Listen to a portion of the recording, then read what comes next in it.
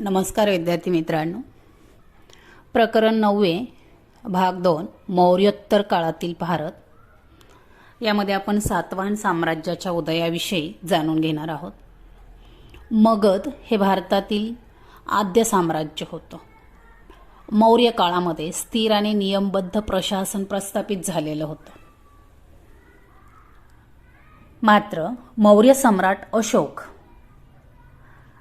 त्याच्यानंतर जे राजे मौर्य घराण्यामध्ये सत्तेवर आले त्यांच्यामध्ये अंतर्गत कलह निर्माण झाला आणि त्यामुळे मौर्य साम्राज्य हे दुर्बल बनलं।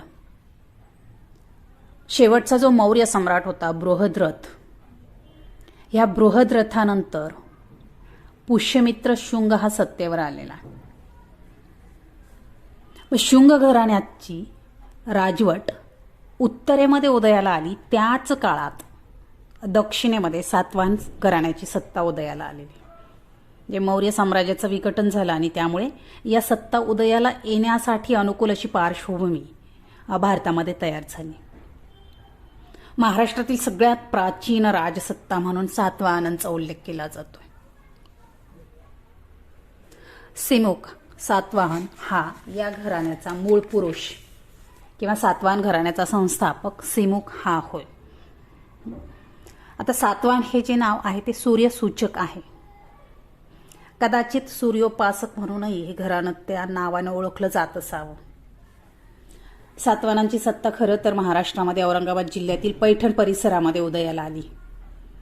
पैठण म्हणजे पूर्वीचं प्रतिष्ठान, आता पैठण या नावाने ओळखलं जातं।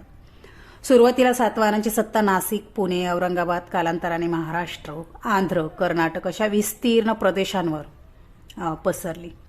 म्हणजे त्यांनी आपल्या सत्तेचा विस्तार केला। महाराष्ट्रातील प्रतिष्ठान म्हणजेच पैठण हे नगर सातवाहनांची राजधानी होतं। सातवाहनांचे असंख्य अवशेष अलीकडच्या काळामध्ये उपलब्ध झालेले आहेत, ते महाराष्ट्रातच आहे।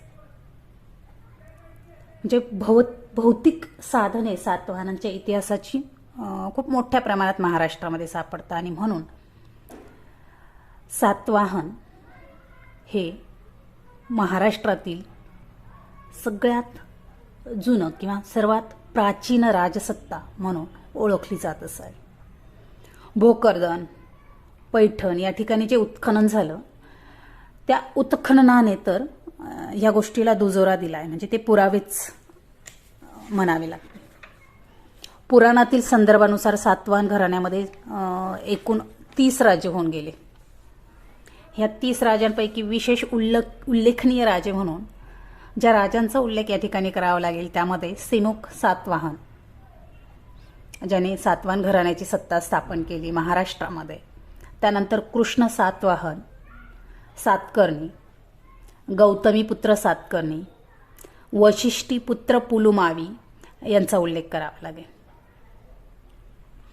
पुराणामध्ये आंध्र किंवा आंध्रभृत्य राजांचे उल्लेख येतात। आंध्र राजे म्हणजे सातवाहन राजे होते असं मत काही इतिहासकारांनी मांडलेलं आहे। मग या सातवाहन घराण्याची माहिती काही मुद्द्यांच्या आधारे आपण आता बघणार आहोत। त्यातला पहिला मुद्दा सातवाहन घराण्याचा उदय आणि राज्यविस्तार हा बघणार आहोत। मौर्य साम्राज्याचं विघटन झाल्यामुळे काय झालं बघा, राजकीय पोकळी निर्माण झाली आणि या अनुकूल परिस्थितीचा फायदा घेऊन राजा सिमुक याने सातवाहन घराण्याची सत्ता स्थापन केली आणि म्हणून महाराष्ट्रातील सर्वात प्राचीन राजसत्ता म्हणून सातवाहनांचा उल्लेख केला जातोय। मग या सातवाहनांनी किंवा सिमुकने सुरुवातीला काय केलं, नाशिक, पुणे, औरंगाबाद या क्षेत्रामध्ये असलेल्या साम्राज्याचा विस्तार केला। इतकंच नाही तर महाराष्ट्राबरोबरच आंध्र प्रदेश, कर्नाटक अशा विस्तीर्ण प्रदेशामध्येही सातवाहन सत्तेचा विस्तार झालेला दिसून येतो। गौतमीपुत्र सातकर्णी याने शकांचा पराभव केला आणि पश्चिम व मध्य भारतामध्ये सातवाहन सत्तेचा साम्राज्य विस्तार केला। आता सातवाहन सम्राट गौतमीपुत्र सातकर्णी याची माता गौतमी बलश्री हिने नाशिक येथे एक शिलालेख कोरलेला आहे आणि त्या शिलालेखामध्ये त्याच्या पराक्रमाची प्रशंसा केलेली आहे। तर बरेच असे सातवाहन राजे आपल्या नावाच्या अगोदर आईचं नाव लावत होते। उदाहरणार्थ गौतमीपुत्र सातकर्णी किंवा वशिष्ठीपुत्र पुलुमावी मग ह्या गौतमी पुत्र सातकर्णीचा गौरव करताना त्या शिलालेखामध्ये माता गौतमीने त्याचा उल्लेख कसा केलेला आहे ते आपण बघूया. शक पहलव यवन निसूदन म्हणजेच शक, पल्लव आणि ग्रीक यांचं निर्दालन करणारा तो शक पहलव यवन निसूदन असा त्या शिलालेखात उल्लेख केलेला आहे. त्यानंतर सातवाहन कुलाच्या यशाची प्रतिष्ठापना करणारा म्हणजेच सातवाहन कुल यशः प्रतिष्ठापन कर असा उल्लेख शिलालेखामध्ये गौतमीने केलेला आहे. त्यानंतर त्रिसमुद्र तोयपित वाहन म्हणजेच ज्याचे घोडे 3 समुद्रांचे पाणी प्यायले आहेत असा सामर्थ्यशाली प्रतिभावान राजा, म्हणजे अशा प्रकारे गौतमीने आपल्या पुत्राचा उल्लेख नाशिक येथील शिलालेखामध्ये केलेला आहे. म्हणजे या उल्लेखावरनं एक गोष्ट आपल्या लक्षात येते की गौतमी पुत्र सातकर्णीचे मांडलिकत्व दक्षिणेतील अनेक राजांनी स्वीकारलेले असावे. मग राजस्थान, मध्य भारतातील गणराज्य आपल्या नियंत्रणाखाली या सातवाहन राज्यकर्त्यांनी आणलेली. त्यानंतर त्याने गौतमीपुत्र सातकर्णीने संपूर्ण दक्षिण पथामध्ये दिग्विजय केलेला आहे. दक्षिणेकडील अनेक राजांनी त्यामुळे त्याचं मांडलिकत्व स्वीकारलं असावं. त्यानंतर या सातवाहनांची प्रशासन व्यवस्था कशा प्रकारची होती ते आपण बघूया. सातवाहन काळामध्ये राज्याची विभागणी लहान लहान प्रांतामध्ये करण्यात आलेली होती. प्रत्येक प्रांतामध्ये अमात्य आणि महाभोज ह्या मुलकी अधिकाऱ्यांची आणि महासेनापती व महारथी ह्या लष्करी अधिकाऱ्यांची नेमणूक केलेली होती. ग्राम म्हणजेच गाव हा प्रशासनाचा सगळ्यात लहान घटक होता. ग्राम करांचा श्रोतप्रसंगी सैनिक भरतीचे साधन होते. म्हणजे गावातून कर वसूल केला जात होता. ग्राम हे मध्यवर्ती यंत्रणेशी संलग्न होते. त्यानंतर उद्योग आणि व्यापार. शेती हे उपजीविकेचे प्रमुख साधन होते. उद्योग व्यापारामध्ये वाढ झालेली होती सातवाहन काळामध्ये. कुंभकार, तेलाचे उत्पादन करणारे, विणकर यासारख्या व्यावसायिकांच्या श्रेणी देखील स्थापन झालेल्या होत्या.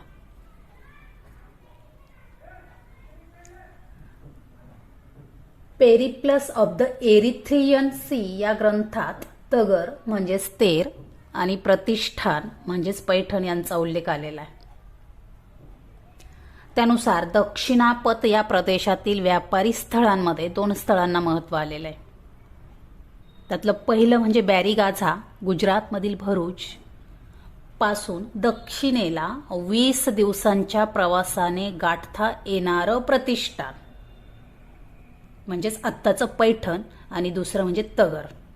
आता तगर हे खूप मोठं शहर आहे आणि प्रतिष्ठानहून पूर्वेला 10 दिवस प्रवास केल्यानंतर तगर या ठिकाणी पोहोचता येत होतं. म्हणजे प्रतिष्ठानहून बॅरीगाझा येथे माळरानातून मार्ग काढत अंकिक म्हणजे कार्नेलियन आणला जातो.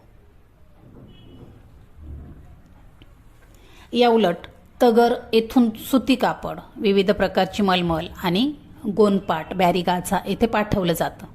त्याचप्रमाणे समुद्र किनारपट्टीच्या प्रदेशातून तगरला येणारा निरनिराळा माल तगरहून बॅरीगाझा येथे पाठवला जातो. म्हणजे जुन्नर आणि नाशिक या ठिकाणच्या शिलालेखामध्ये कुलारिक, तिलपिशक, कोलिक अशा अनेक व्यावसायिकांचे उल्लेख आलेले आहेत. म्हणजे अशा प्रकारची तटबंदी युक्त सातवाहनांच्या राज्यात 30 नगर अस्तित्वात असल्याचे उल्लेख प्लिनीच्या ग्रंथामध्ये सापडतात. त्यातील काही ठिकाणच्या उत्खननामध्ये सापडलेल्या रोमन नाण्यांवरून या काळातील प्रगत व्यापाराचा देखील आढावा घेता येतो. सोपारा, कल्याण, भरूच ही त्या काळातील व्यापाराची मुख्य केंद्र होती.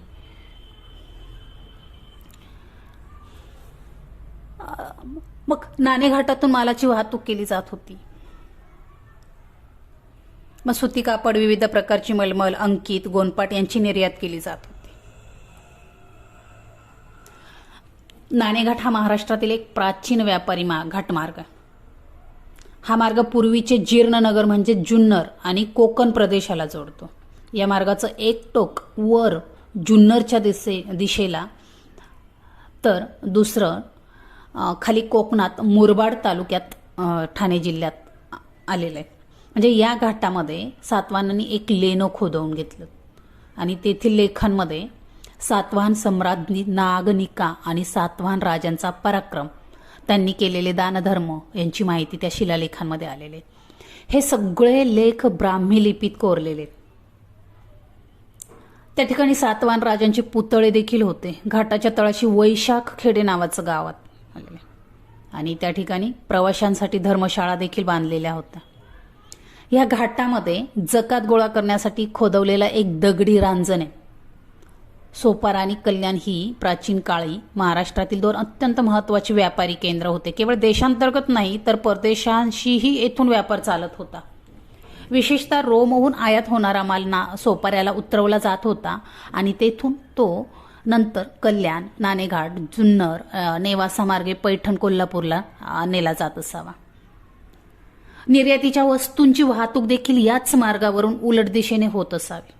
या ठिकाणचे आणखी एक वैशिष्ट्य म्हणजे येथील शिलालेखांमध्ये 2, 4, 6, 7 आणि 9 हे अंक आलेले आहेत आणि हे अंक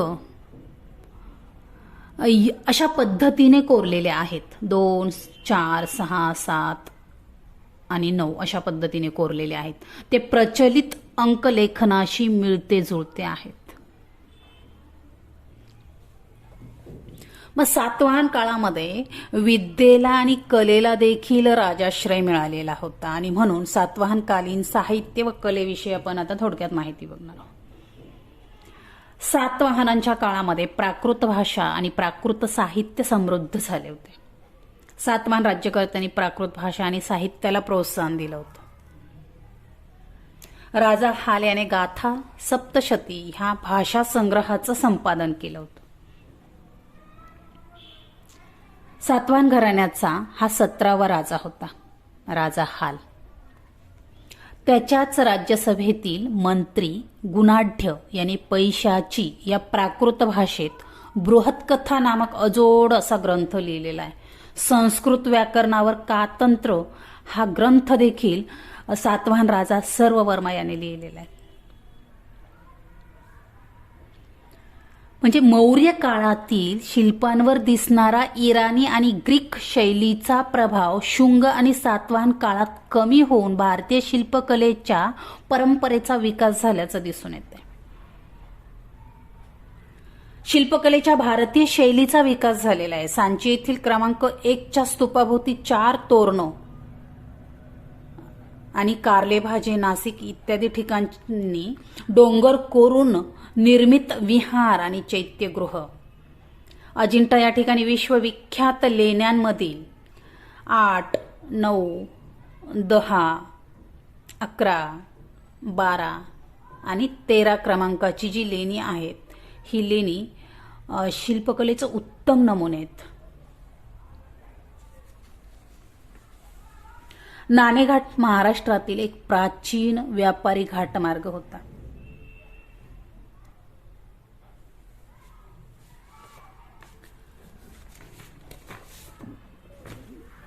पुराणातील संदर्भानुसार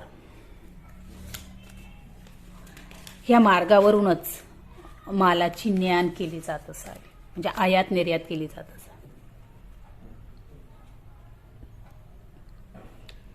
गाथा सप्तशती हा जो ग्रंथ सातवाहन राजा हाल यांनी प्राकृत भाषेत लिहिला, त्यामध्ये त्यांनी निवडक 700 गाथांचा संग्रह संपादित केलेला होता. 700 गाथा म्हणून गाथा सप्तशती असं त्याला म्हटलेलं आहे. महाराष्ट्री प्राकृत भाषेत रचलेला हा पहिला ग्रंथ आहे. त्यामध्ये मानवी भावना, व्यवहार आणि निसर्गाचं अत्यंत सुंदर, सुरस, सौंदर्यपूर्ण असं चित्रण आलेलं आहे. वेगवेगळ्या प्रकारची व्रत, आचार आणि उत्सव यांचंही वर्णन गाथा सप्तशतीमध्ये आलेलं आहे. थोडक्यात काय तर तत्कालीन महाराष्ट्रातील समाज जीवनाचं प्रतिबिंब गाथा सप्तशतीमध्ये उमटलेलं दिसून येतं. आधुनिक मराठी भाषेतील अनेक शब्दांचं मूळ या ग्रंथातील शब्दांमध्ये सापडते.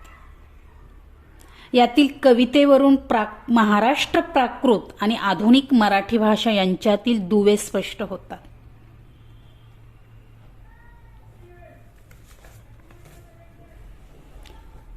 आणि म्हणून सातवाहन काळामध्ये